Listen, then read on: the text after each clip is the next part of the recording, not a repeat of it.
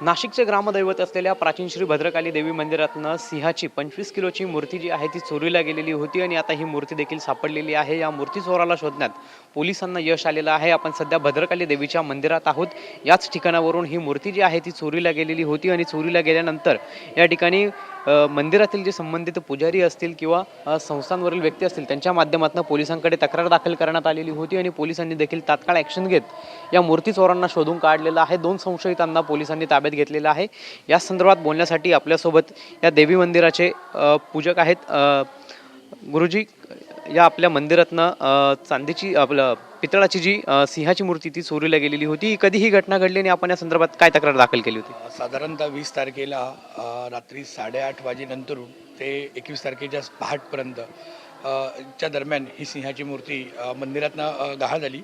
ही सदर ही मूर्ती ही देवीच्या समोर देवीचं वाहन म्हणून सिंह म्हणून स्थापित होता, परंतु सध्या मंदिराचं जीर्णोद्धाराचं काम चालू असल्यामुळे ती मूर्ती त्याच ठिकाणी असल्यामुळे चोरट्यांनी त्याच गोष्टीचा फायदा घेऊन उघडलेल्या असलेल्या खिडक्यांच्या माध्यमातून आतमध्ये येऊन ती मूर्ती चोरली। साधारणतः किती वजनाची होती आणि तिची किंमत किती होती? ती मूर्ती साधारणतः 2 फुटाची होती, 25 किलो वजनाची आणि अंदाजे 30 ते 35 हजार रुपये किंमत असलेली ती सिंहाची मूर्ती होती। खरं तर आता या मूर्ती चोरांना देखील पोलिसांनी आता ताब्यात घेतलेलं आहे।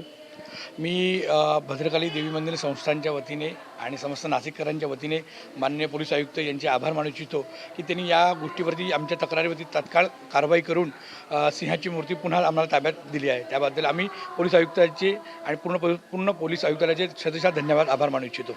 नक्कीच आपण जर बघितलं तर याच भद्रकाली देवीच्या मंदिरातनं जी सिंहाची मूर्ती आहे ती चोरीला गेलेली होती। खरं तर या मंदिराचं आता काम सुरू आहे आणि त्यामुळे ते देवीचं वाहन म्हणून असलेली जी सिंहाची मूर्ती आहे ती बाजूला ठेवण्यात आलेली होती आणि या ठिकाणी काम सुरू असल्याचा फायदा घेत चोरट्यांनी आतमध्ये प्रवेश करत ही मूर्ती जी आहे ती चोरल्याची माहिती आपल्याला मंदिराच्या पुजारींनी दिली आहे। कॅमेरा पर्सन योगेंद्र महाजनसह पवन येवले, TV9 मराठी, नाशिक।